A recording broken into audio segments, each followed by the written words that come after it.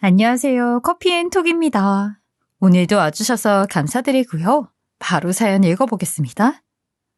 안녕하세요. 저는 아주 대단하신 며느리를 모시고 살고 있는 한 가정의 어머니입니다. 며느리가 얼마나 잘나기에 이렇게 이야기하냐고요? 한국에서 사자로 끝나는 직업을 가졌다고 하면 다들 잘났다고 할 것 같아요. 그 중에서도 며느리는 의사라는 직업을 가지고 있죠. 이런 며느리의 이야기를 주변 사람들에게 말하면 하나같이 다들 부럽다고 하더군요. 며느리가 능력도 좋은데다 미래도 밝은 직업을 가지고 있다고요. 그리고 저보곤 걱정이 없겠다며 다들 그리 말하죠. 맞아요. 저희 잘 나가는 며느리 덕분에 편하긴 했어요. 아무래도 의사라는 직업이 아무나 가질 수 있는 직업은 아니니까요. 다만 며느리를 가까이서 경험하고 함께 살고 있는 제가 느끼기엔 며느리는 높은 자리에 올라서는 안 될 사람이라 느껴요. 며느리의 행동을 보면 절대 아랫사람을 잘 보살필 수 없는 성격을 가지고 있거든요. 사람이 아직 덜 됐는데 지위만 높아봤자 위험하기밖에 더 하겠나요? 그렇지만 며느리의 이면을 모르는 주변 사람들은 저에게 배가 불렀다고 말하죠. 전 그런 사람들의 태도가 너무 답답했어요. 집에서 제가 받는 구박은 상상을 초월하거든요. 며느리라는 사람이 자기 신부라는 저한테 하는 행동을 옆에서 본다면 누구나 다 화가 날 정도였죠. 이런 며느리의 콧대가 높은 이유는 따로 없어요. 왜냐면 며느리는 태어나서 지금까지 고개를 숙여본 적이 없는 부류의 사람이거든요. 어릴 때부터 전교 1등을 유지하는 것은 물론 대학교는 의사이니까 당연히 의대를 나왔을 거고요. 게다가 대학은 우리나라 으뜸이라는 서울대를 다녔고요. 또 살면서 돈에 대한 부족함을 몰랐을 정도로 사돈댁이 넉넉한 집안이거든요. 그렇다 보니 여태껏 자신이 굽히고 들어갈 필요가 없었던 거죠. 그것도 결혼하고 난 뒤에도 계속 그렇게 지내고 있는 거예요.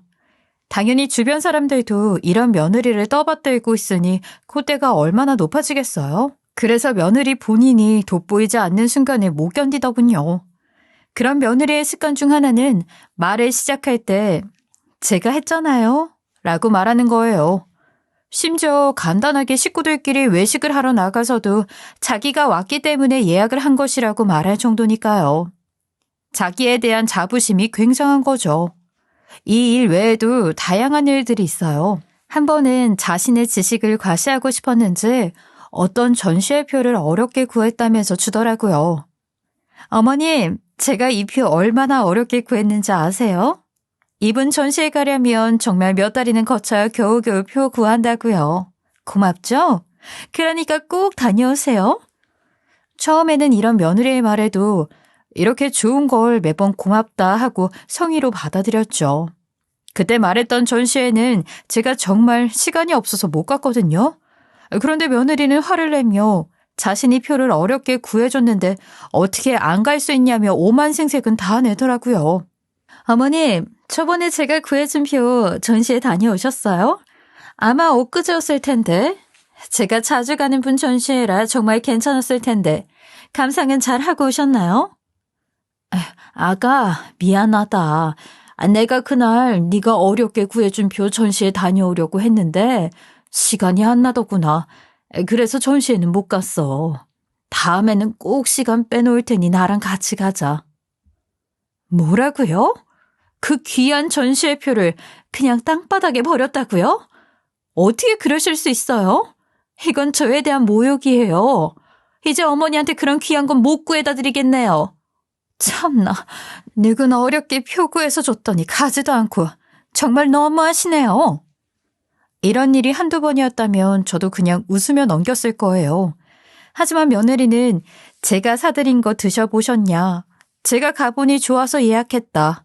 이 옷 소재가 엄청 좋다더라 등 오만생색은 다 내면서 모든 행동에 자기 이름을 표지판 세우듯이 박으려 들었죠. 사실 좋은 것들도 한두 번이 좋은 거지. 이렇게 매번 생색이란 생색은 다 내면서 거저주는 듯이 하는 며느리에게 좋은 감정이 생길 수가 없었어요. 처음에는 이런 사실도 모르고 내게 잘하는 며느리를 칭찬했지만 가면 갈수록 본인 말이 다 정답인 것처럼 말했고요. 거기다 자기 말이 마치 집안의 법이라는 듯이 내세우는 며느리를 보면서 저는 어이가 없었죠. 이게 바로 굴러들어온 돌이 박힌 돌을 뺀다는 말 같은 상황인가 싶었어요. 평화로운 집안이 갑자기 들어온 며느리로 인해서 시끄러워졌으니까요. 그래서 전 며느리를 더 이상 추궁하지 않았어요. 우리 둘의 트러블로 집안이 더 이상 시끄러워지는 것은 싫었으니까요. 그렇게 며느리와 얼마나 많은 시간을 보냈을까요? 며느리는 연례 행사에도 자신의 입김을 불어넣고 싶어 하더군요. 심지어 우리 아들이 좋아하는 제 요리까지 자기 방식대로 해야 직성이 풀릴 정도였으니까요. 예를 들면 지난번 김장철에 저희 집에 김장을 도우러 왔다면서 온 며느리는 어디 영상에서 이렇게 해야 김치가 맛있어진다며 제 방식을 잘못된 방식이라 말하기도 했죠. 어처구니가 없었어요. 살아생전 제 방식이 잘못된 방식이라고 하니 심지어 제사 음식도 우리 집안의 방식이 아닌 자기 식대로 고치려고 들더군요. 그러면서 매번 하는 말이 있습니다. 어머님, 그렇게 하면 음식이 맛이 없어진다니까요. 제가 얼마 전에 영상을 하나 봤는데 이렇게 해야지 음식이 맛있어진대요. 어머님이 하시는 방식은 완전히 옛날 방식이라고요. 우리 그이도 제가 한 요리 얼마나 좋아하는데요. 우리 이번엔 제 방식대로 하죠. 어머님이 싫으시면 일단 어머님 방식, 제 방식 이렇게 두 가지로 해서 가족들한테 투표받아요. 그리고 표가 많이 나온 방식대로 진행하는 거예요. 전 며느리가 좋게 제안을 해왔다면 응했을 거예요. 어떤 시어머니가 열심히 공부해서 더 좋은 방법으로 하자는데 그 노력이 가성해서라도 따라주지 않겠어요? 하지만 이렇게 제 방식은 구식이라며 잘못된 방식이라고 말하는 며느리의 말이 곱게 들릴 리가 없었죠. 그렇다고 며느리의 말대로 하지 않을 수 없었어요. 제가 자기 말에 반박이라도 하면 죽자고 달려들었으니까요. 심지어 무조건 본인 말대로 해야만 되는 성격이라 그런지 자기 말대로 안 되면 다른 가족까지 귀찮게 굴었어요. 그런 며느리의 태도에 저는 항상 져줄 수밖에 없었어요. 그러던 며느리는 손주를 낳고부터는 본인의 힘을 더 과시하는 듯 했어요. 제가 이렇게 계속 져주니 별것이 아닌 사람처럼 된 거죠. 거기에 본인의 집이 더 잘 사는 것은 물론 우리 아들보다 자기가 더 좋은 직업을 가지고 있다고 생각하고 있으니까요. 물론 사실이기도 하고요. 며느리는 이런 상황에 저를 얼마나 얕봤으면 나중엔 겁주는 말 비슷한 말을 농담처럼 자주 하기도 했죠. 한 번은 손주와 함께 저희 집에 와서는 이런 말을 했어요. 어머니, 저한테 잘하셔야죠. 그래야 예쁜 손주 더 자주 볼 수 있지 않겠어요? 만약 어머니가 저한테 찍히면 제가 어떻게 하겠어요? 저희 애 데리고 저기 해외로 이민 갈 거예요. 이민 가면 돈도 많이 없는 어머니는 예쁜 손주 자주 못 보시겠죠? 어때요? 그건 싫지 않으세요? 그러니까 지금부터라도 저한테 잘하셔야죠. 저희 애 봐주시는 건 정말 고마운데요. 어머니 지금 고졸이시잖아요. 대학교도 안 나온 지식 가지고 저희 애한테 이상한 거 가르치지 마세요. 저희 애가 얼마 전에 이상한 말도 안 되는 이야기를 해서 제가 엄청 놀랐거든요. 어머니 멋대로 애한테 이상한 거 교육하면 우리 애 바로 전문가한테 맡길 거예요. 아시겠어요? 그냥 적당히 애만 봐달라고요. 어줍지 않게 교육한다고 설치지 마시고요. 제가 어머니 때문에 애를 두고 어딜 가지를 못하겠어. 안 그래도 바빠 죽겠구먼. 며느리가 이런 말을 하자 어이가 없었죠. 제가 왜 눈에 넣어도 안 아플 우리 귀여운 손주에게 잘못된 지식을 가르치겠나요? 저도 다 알아보고 예부터 알고 있던 것들을 손주에게 이야기한 것밖에 없었어요. 그리고 저도 배울 만큼 배운 인간입니다. 전 스스로도 며느리보다 더 오랜 시간을 살아왔고 며느리보다 더 나은 점도 많다고 생각해요. 특히나 며느리의 인성을 제 예쁜 손주가 그대로 물려받는 일은 없었으면 했고요. 그런데 어디서 신기가 뒤틀렸는지 오만 역정을 내는 며느리의 태도에 전 어이가 없었죠. 손주라는 방패를 앞세워 이제는 제 머리 위에서 아주 구슬하려고 드는 겁니다. 그렇다고 제가 며느리에게 큰 소리를 낼 수는 없었어요. 며느리는 손주를 방패로 만약 제 심기가 조금이라도 거슬리면 바로 해외로 이민을 갈 작정인 것 같았거든요. 속이 부글부글 끓었지만 참을 수밖에 없었죠. 과연 제가 며느리보다 육아를 못할까요? 며느리는 자기가 의사라는 점을 강력하게 어필하면서 제 육아 경험은 없는 일로 치더군요. 심지어 자기랑 결혼한 저희 아들을 키운 사람이 저라는 사실을 잊은 듯이 보였어요. 제가 아들 하나만 키운 것도 아니고 애 둘을 키운 한 집안의 어머니인데 이런 저의 경험을 깡그리 무시하는 것이 너무 미웠죠. 오로지 자기 생각만 고집하는 며느리 때문에 제 마음에 상처가 나지 않는 일이 없을 정도였어요. 제가 손주를 너무 예뻐하는 사실을 알고는 이제 손주와의 연을 아예 끊게 만들겠다며 협박까지 하는 며느리를 봐야 하는 전 정말 많은 스트레스를 느꼈죠. 어느 정도인지 보통 사람이라면 생각도 못할 정도였어요.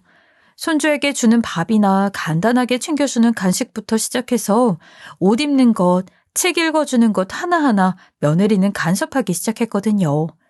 예전에는 며느리가 주는 스트레스가 그냥 눈덩이였다면 이제는 눈사람 크기로 불어날 것 같은 느낌이었죠. 좋은 마음으로 시작한 애를 봐주는 것도 예쁜 손주를 보며 참아왔던 스트레스도 갈수록 늘어나 이제는 감당하지 못할 지경이었어요. 손주고 뭐고 다 포기하고 싶었죠. 사실 며느리에게 이렇게 무시당하는 전 당당하게 며느리에게 말하고 싶은 게 있어요. 이 사실은 아들조차 모르고 있는 저의 과거입니다. 살면서 단 한 번도 제 과거에 대해 가족들에게 말한 적이 없기 때문이에요. 저도 웬만한 사람들만큼 배운 사람이었던 시절이 있었거든요. 지금은 돌아가신 제 어머니는 당시에는 굉장히 괴짜 소리를 듣던 사람이었어요. 여자인 저에게 엄청 많은 교육을 해주셨으니까요. 옛날에는 부담스러웠지만 지금에 와서는 어머니가 미래를 먼저 보고 온 게 아닌가 싶을 정도로 학구열이 높으셨거든요. 제 어머니는 당시 50년 앞을 훤히 내보고 있었던 사람 같았어요. 어떤 점에서 이렇게 말을 하느냐면 당시 부유층만 배웠다는 피아노를 저에게 배우라고 시키거나 영어를 더 공부해보라고 권유하기도 했거든요. 그리고 고등학교를 졸업하면 바로 일하러 나가던 시대였는데도 앞으로는 지식이 사람을 먹여 살린다며 저를 대학에 보내주려 부지런히 움직이셨죠. 당시에 저는 어머니의 이런 학구의 덕분에 보다 넓은 세상을 볼 수 있었고 보통 사람들보다 더 많은 지식을 쌓을 수 있었어요. 그런 저에게 어머니는 항상 말했어요. 얘야, 지금은 사람들이 막 먹고 사는데 급급해서 다들 졸업하고 일부터 구하지. 그런데 앞으로는 이렇게 소처럼 일하는 시대는 금방 지나갈 거야. 앞으로는 대학을 가서 배운 사람들이 더 잘 사는 시대가 올 거다. 또 여자라고 기죽거나 뭔가를 배우지 않아도 된다는 말은 들을 필요가 없어. 여자가 남자만 바라보고 사는 시대도 곧 끝나. 그리고 지금도 봐라. 여자가 남자보다 훨씬 오래 살잖아. 그럼 여자들이 남자만 믿고 살면 노후가 얼마나 힘들겠어? 지금 잘 사는 것보다 노후가 행복해야 더 좋은 거지. 노후가 서글퍼지면 잘 살 수 있긴 하겠니? 그러니 앞으로 너도 많이 배우고 많이 보고 살아. 내가 뒷바라지 할 수 있는 만큼 널 도와줄 테니까. 다른 사람이 왈가불가하는 말은 안 들어도 괜찮아? 어머니는 앞으로 살아가는 데 있어 남편은 남편대로 나는 나대로 능력이 있어야 한다고 항상 말해주셨죠. 마치 요즘 살아가는 이야기를 보고 온 사람처럼요. 그래서 전 당시 엄청나게 노력해서 좋은 대학교에 들어가려고 했던 것 같아요. 실제로 좋은 대학교에 진학을 했고요. 당시 대학에서도 다양한 경험을 하려고 무던히 노력했어요. 어머니의 말씀처럼 앞으로 잘 살고 싶었으니까요. 그렇게 지금의 남편을 만나고 현재까지도 무난하게 잘 살고 있다고 생각하고 있었어요. 저희 집에 며느리가 들어오기 전까지는요. 그런 제가 노력해서 들어간 학교가 어딘지 궁금해하시는 분들도 분명 있을 거예요. 평범했던 제가 열심히 노력해서 들어간 대학은 바로 서울대랍니다. 예, 저는 며느리가 나온 대학교의 선배이기도 하죠. 그런 제가 서울대에 들어가서 만나게 된 친구가 있었어요. 그때 지방에서 올라온 친구였는데 왜 그렇게 친해졌을까 아직도 모르겠어요. 그 친구와는 정말 유독 친하게 지내게 되어서 제 어머니와 함께 밥을 자주 먹기도 했으니까요. 특히 어머니가 그 친구를 수시로 집으로 불러서 밥을 챙겨줬거든요. 어머니는 항상 그 친구를 보면서 말했죠. 지방에서 올라온 친구가 얼마나 대견해. 우리 애랑 친하게 지내줘서 고맙다. 아니, 너 같은 친구가 우리 딸 친구라서 내가 아주 마음이 놓여. 앞으로도 집밥 생각나면 자주 우리 집에 놀러와. 내가 항상 맛있는 밥 만들어줄 테니까. 이렇게 어머니는 딸처럼 여기던 사이가 되었죠. 어느 날은 그 친구와 평소같이 저희 집에서 밥을 먹고 헤어졌어요. 친구는 본가에 가서 맛있는 걸 가져오겠다면서 어머니에게 인사를 하고 내려갔었죠. 하지만 그날 이후 그 친구를 볼 수 없었어요. 걱정이 되던 전 그 친구가 살고 있는 기숙사 방으로 찾아갔어요. 그런 기숙사 방에서 제가 본 장면은 아직도 어제 일처럼 생생하게 기억하고 있어요. 제가 찾아갔을 때 이미 그 친구는 극단적인 시도로 이 세상에 없었거든요. 20대 젊은 청년이 경험하기에는 너무 충격적인 사건이었죠. 엊그제까지 같이 웃으며 지내던 영혼 같은 단짝이 한순간에 제 앞에서 사라진 거니까요. 거기다 그 친구의 마지막 장면을 제가 목격하기도 했고요. 당시 얼마나 울었는지 몰라요. 밥을 먹을 수 없을 정도였고 너무나 우울했죠. 그 시절에는 정신의학과가 없어서 판단할 수 없었지만 아마 우울증이 아니었을까 생각되네요. 당시엔 그런 병명도 흔하게 알던 시절이 아니니까요. 아무튼 그날의 충격으로 저는 며칠, 몇 주가 아닌 몇 년간이나 빨간색 음식은 쳐다보지도 못했어요.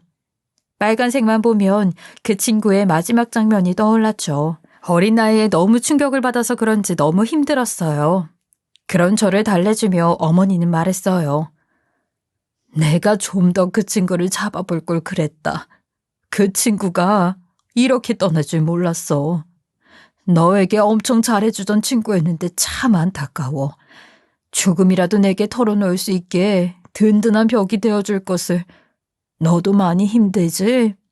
힘들면 괜히 잊으려고 노력하지 말고 시간이 언젠가 네가 잊을 수 있게 도와줄 거야.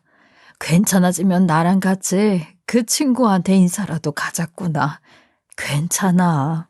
그 친구가 그런 선택을 한 것이 비단 어머니의 잘못은 아니었는데 너무 힘들어하는 저를 보니 많이 속상하셨던 모양입니다. 지금도 그때의 어머니의 말을 생각하면 그 친구가 떠오르기도 하고요. 하지만 전 어머니 말처럼 그 친구의 묘에 찾아갈 수 없었어요. 몇 년이 지나고 난 뒤에도 대학 졸업장을 보면 헛구역질이 올라올 정도였으니까요. 20대 아주 감수성이 풍부한 시절의 일이니 더욱 충격적이지 않았나 싶었어요. 그래서 전 제가 서울대 출신이라는 말도 한 적이 없고요. 당시 졸업장은 아직도 보이지 않는 깊숙한 곳에 숨겨두고 살고 있었어요. 제 이야기를 들으시는 분들은 그게 뭐라고 그러냐 하실 텐데 이런 트라우마를 겪어보지 않은 사람들이라면 아마 이해 못하실 거예요. 그래서 사실 처음부터 며느리의 출신을 들었을 때 이 기억이 문득 떠올랐어요. 너무 오래된 일이기도 했고 떠올리고 싶지 않은 기억이었기에 잊고 지내려고 했으니까요. 하지만 며느리가 매번 자신의 출신이나 지식을 과하게 생색내고 했을 땐 울컥 제가 서울대학교 출신이라고 말하고 싶었죠. 그래도 꾹 참았던 것은 아직 제가 그 졸업장을 꺼내보기 두렵기 때문이었어요. 그런데 하루는 정말 참을 수 없었던 날이 있었어요. 그날도 어김없이 며느리에게 연락이 왔어요. 그런데 웬일로 그냥 전화가 아닌 영상통화로 전화가 왔더라고요. 그래서 어리둥절하며 일단 며느리의 연락을 받았죠. 안 받으면 또 무슨 핑계로 절 괴롭힐지 모르니까요. 영상통화 속 며느리는 짜증이 가득한 얼굴을 하고 있더군요. 아니나 다를까 역시나 짜증부터 팍 내더군요. 어머니, 지금 애한테 뭐 입히고 있는 거예요? 지금 그 양말이 아니라니까요. 제가 메모지 남기고 왔잖아요. 못 보셨어요? 아니, 지금 한글로 안 적었다고 못 읽으세요? 사람 말이 아주 우습죠? 영어를 모르겠으면 저한테 전화하거나 물어봤어야죠. 사람이 모르면 무식하다더니 정말 옛말 어디 안 가네. 계속 이렇게 하실 거예요? 진짜 제가 궁금해서 물어봐요. 뭐 모른다고 하면 내가 잡아먹나? 아니, 왜 사람이 적어놓은 대로 입히지도 않아? 아, 속상해 정말. 며느리가 짜증난 이유는 바로 손주의 옷차림 때문이었죠. 자기가 적어놓은 대로 안 입혔다고 오만 짜증을 다 내더군요. 저도 이대로 참을 수 없다 싶어서 한마디 했어요. 내가 그렇게 간단한 영어도 못한다고 말하는 거니 지금? 너 아주 보자 하니까 사람을 우습게 하는구나. 네가 말한 색 양말은 빨래통에 던져놨더라. 내가 몰라서 안 입힌 줄 아니? 정말 너무하는구나. 아무리 그래도 나 네 시어머니다. 그래요. 며느리가 말한 양말은 빨래통 안에 있더군요. 그런 사실도 모르고 저한테 벌컥 화부터 내고 본 겁니다. 저는 며느리가 사과라도 할 줄 알았어요. 하지만 저번에 어머니가 우리한테 했던 걸 생각해 보세요. 이상한 지식을 알려줘서 애가 얼마나 무식해 보였는지 아세요? 남사스러워서 정말. 제가 밖에서 쪽팔려서 고기를 못 들었다고요. 우리 애를 보고 동문들이 뭐라고 생각했겠어요? 아이들 동반해서 만나는 자리였는데 창피해서 정말. 그러니까 제가 누누이 애한테 함부로 못 가르쳐주지 말라고 했잖아요. 괜히 이상한 거 가르쳐서 사람 우습게 만들더니 애가 괜히 잘못 배우면 나중에 바로잡기 더 힘들어요. 어떻게 어머니가 그 책임 감당하시겠어요? 애가 잘못되면 제 탓이 아니라 어머니 탓이라고요. 씩씩거리며 화를 내던 며느리는 한 템포를 쉬고 말을 이어갔어요. 사람이 무식하면 배우려고 노력이라도 하세요. 고졸이라는 학력이 손주한테 부끄럽지도 않으세요? 다른 친구들 이야기 들어보면 시댁 식구들이 다 좋은 대학 졸업하고 학력도 좋다던데. 우리 집안은 왜 이 모양이야? 속상해 정말. 배운 티 못 낼 거면 노력이라도 좀 하시던가요. 자기 고졸인 거 티내는 거야 뭐야. 아니 다른 집 어머니들처럼 지금이라도 노인대학을 다녀보시던가요. 정말 노력이라곤 하나도 안 하는 사람이네. 내가 어쩌자고 이런 집에 시집을 와서 무시를 당해야 해. 사과는커녕 오히려 옛날 일을 끄집어내더군요. 그러면서 자기가 애들 동반으로 만나는 자리에서 쪽이 팔렸다나 뭐라나. 거기다 무식하면 배우라고 노력하는 막말까지 듣는 내내 어이가 없었어요. 아주 지시어머니를 자기 팔이나 손으로 취급하는 거 아니겠어요? 저는 제 생각대로 움직이고 아이를 봐주는 것도 하지 말라고 하는 거예요. 제 판단대로 손주에게 좋은 것을 해줘도 돌아오는 건 면박 주는 며느리의 말밖에 없으니 더 이상 며느리에게 잘해주기도 싫더라고요. 저는 며느리에게 무시를 당하면 안 되겠다는 생각이 퍼뜩 들었죠. 양말 사건이 있고 며칠이 지났을까요? 그날도 어김없이 손주를 봐주면서 시간을 보내고 있었어요. 며느리는 싫어도 손주는 예쁘니까요. 손주가 좋아하는 한글 단어 공부 시간을 가졌죠. 제가 아무리 못났다고 하더라도 가나다라는 가르칠 수 있으니까요. 제가 말하는 대로 따라 말하는 손주가 너무 기특했죠. 그런 제 모습을 이제 퇴근하고 들어오던 며느리가 보더니 박장대소를 터뜨리는 게 아니겠어요? 어리둥절했어요. 평소처럼 화를 내는 게 아니라 박장대소라니. 사람을 앞에 두고 영문도 모른 채 웃기만 하니 더 기분 이상했죠. 보아하니 제가 손주에게 책을 읽어주는 모양새가 자기에겐 너무 웃긴 일이었나 봅니다.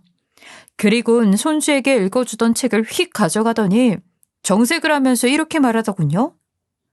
어머니, 제가 저번에 뭐라고 말했어요? 아니, 까마귀 고기를 드셨나? 시간이 얼마 됐다고 까먹으셨어요? 제가 분명히 말했잖아요. 애한테 이상한 거 가르치지 말라고. 배우지도 못한 사람이 무슨 한이라도 있으신가? 애들 가르치는 선생님이 어머니 꿈이셨나 봐요. 제가 왜 이렇게 말하는지 아세요? 애를 가르치고 싶으면 기본적으로 대학이라도 졸업하고 가르치던가? 아니 사람들이 선생님 되려고 어려운 대학을 왜 다니겠어요? 안 그래요? 사람마다 다 전문 분야가 있는 거예요. 지금 어머니가 하시는 것처럼 애들 알려주면 안 된다고요. 지금 시기에 애들이 배우는 게 얼마나 중요한지 아세요? 제가 모르는 걸 알려준 것도 아니고 지금 잘 말하고 있는 모국어 가르친다는데 왜 저렇게 큰 소리를 치는지 모르겠습니다. 이제 저도 가만히 있을 수 없었죠. 지금 뭐라고 했니? 내가 가나다라도 모르는 사람이냐? 말이 너무 심하다 너. 지금 네가 말하는 게 내가 한국어도 모르는 문맹이라고 말하는 거냐? 나도 배울 만큼 다 배운 사람이다. 네가 우습게 말해도 되는 사람이 아니야. 제가 큰 소리 내는 것을 보고 움찔하던 며느리는 이내에 다시 짜증이 나는지 저보다 더 큰 소리를 내더군요. 아니, 지금 어머니가 하는 게 요즘 애들이 배우는 것이랑 완전 달라요. 어머니 때에 배운 건 이제 옛날 유물이라고요, 유물. 얼마나 많이 개정되고 애들 배우는 게 얼마나 많이 개편되었는데 뭘 알면서 이야기를 해야지. 무식한 사람이랑 대화하기 너무 힘드네 정말. 이제 우리 애한테 뭐 알려주려고 하지 마시라고요. 아시겠어요? 진짜 사람이 정말 놀리기만 해도 알아먹지를 못하니 답답해서 원. 나이만 먹어서 그냥 가만히 애나 돌볼 것이지. 아무것도 모르면서 뭘 가르치려 들고 있어. 참나. 어처구니는 죄가 없어요. 제 대꾸에도 며느리는 오히려 제가 가진 지식도 비하하는 발언을 하더군요. 전 정말로 참을 수가 없었어요. 문득 옛날에 며느리가 했던 이야기가 떠올랐죠. 내 평생 가나다라가 변했다는 소리는 처음 듣는다. 너 말 잘했어. 분명 예전에 네가 대학 나왔으면 내 말에 토 안 달겠다고 했지. 예전에 분명 네가 그렇게 말하는 거 내 똑똑히 기억한다. 만약 내가 대학교 졸업장이 있으면 어떡할 거야? 너 내 앞에서 설설 길래? 제가 대학교 졸업장이 있다는 말을 하자 며느리는 코웃음을 치면서 믿지도 않더군요. 오히려 가져와서 자기 앞에 똑똑히 내놓으라고 했어요. 어머니, 벌써 노망 나셨어요? 어머니가 대학교 졸업증이 어딨어요? 제가 뭐라고 하니까 뭐라도 이야기하려고 하시는 모양인데 어머니가 대학교 졸업장이 있으면 제가 손에 장에 짖어요? 대학교가 무슨 애 이름인지 아시나? 내가 어머니가 졸업장 제 눈앞에 대령하면 아주 절이라도 들을게. 그리고 의사 직업 그만둔다. 사람이 말이 되는 것 가지고 이야기를 해야지. 매사 입만 벌리며 무식이 튀어나와 상대를 못 해주겠네. 진짜 애 데리고 이민 가야 정신을 차리시려나? 뭐 하세요? 어서 들고 와보세요. 그 잘나신 어머니가 가진 졸업장 내가 한번 봐드릴게요. 며느리는 갖고 올 수 있으면 갖고 오라는 식으로 소리를 지르더군요. 그리고 큰 소리로 본인 입에서 나온 말들 다 지키겠다며 지키지도 못할 약속까지 걸었죠. 대학 졸업장이 있으면 무릎 꿇고 아주 절도 하겠다고 의사일도 걸겠다는 며느리의 말에 저는 말 한마디 않고 방으로 들어갔습니다. 그리고 여태껏 숨겨두었던 졸업장을 찾았죠. 졸업장이 들어있는 함은 소중히 보관하고 있었기에 어디 있는지 훤히 알고 있기는 했어요. 저는 크게 숨을 내쉬며 천장 가까이에 숨기듯이 올려놓은 함을 하나 힘겹게 꺼냈습니다. 이 함은 제가 소중한 물건들을 보관하는 함이었어요. 함의 뚜껑을 열려고 뚜껑을 잡았을 때 덜컥 겁이 나더군요. 예전의 일들이 다시 제가 트라우마로 돌아오지는 않을까 걱정이 되었죠. 그때의 충격을 생각하면 너무 두려웠거든요. 수년, 수십 년이 지나도 유독 그 일은 어제처럼 생생하게 느껴졌기 때문이죠. 벌벌 떨리는 손을 진정시키며 가까스로 함의 뚜껑을 열었어요. 함 뚜껑을 열고는 떠지지 않는 눈을 뜨려고 노력했죠. 저는 내심 며느리가 무릎 꿇고 절하는 모습 한번 봐야지 하는 생각으로 쉽사리 떠지지 않던 눈을 떴어요. 함 안에는 그 옛날에 고이 모셔놓은 졸업장이 들어있었죠.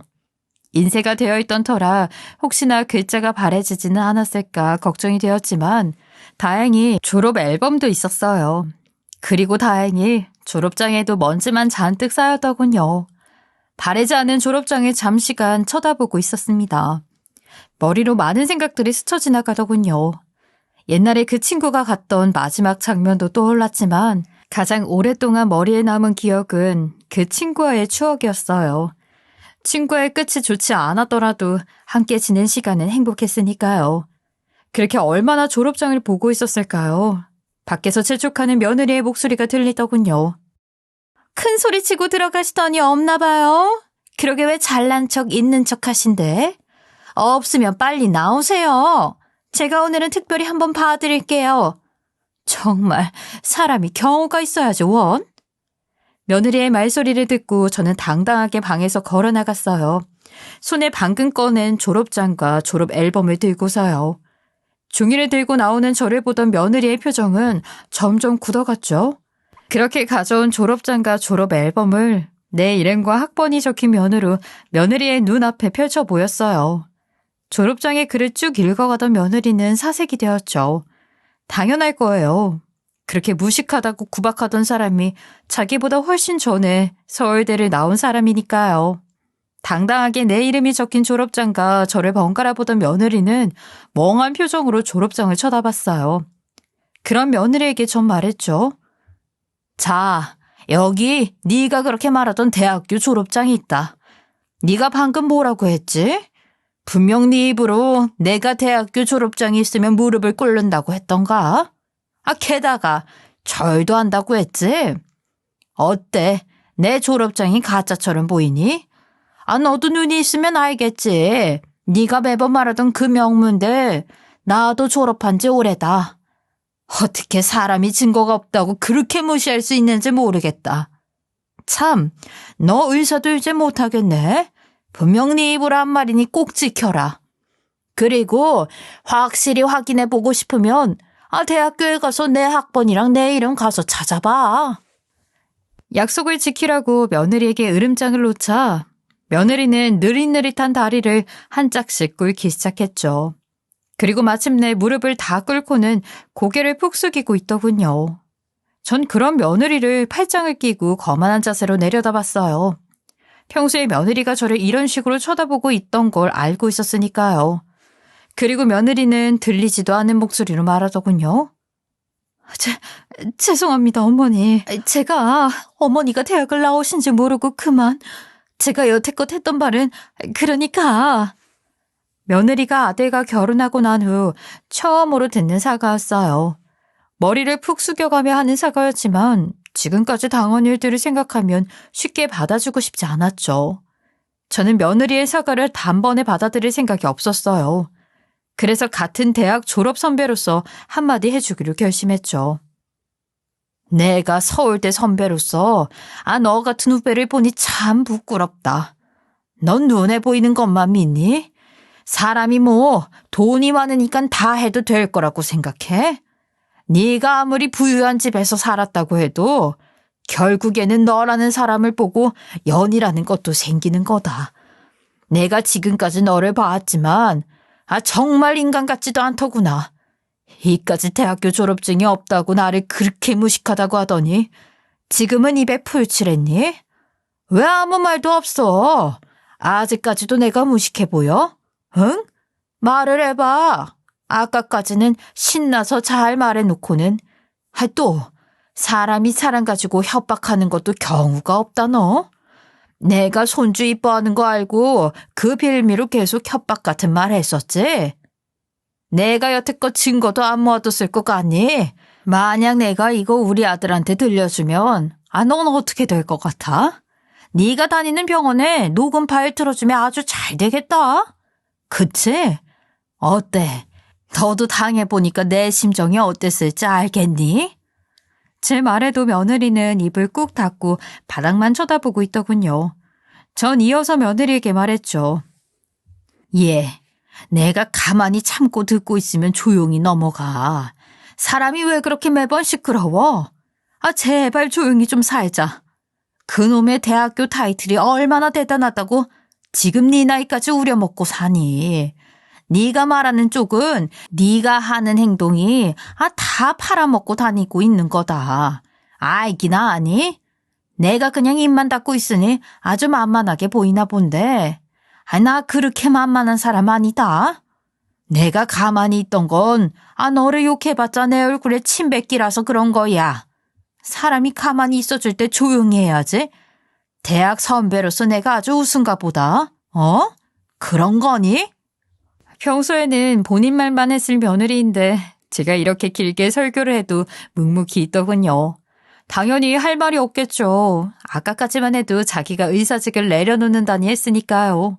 그래서 전 며느리라고 생각하지 않고 선후배 간의 교육을 하듯이 다시 이어 말했어요. 대답이 없는 걸 보니 선배 알기를 아주 우습게 하나 보다. 너 학교에서 선배한테 그렇게 하라고 가르치니?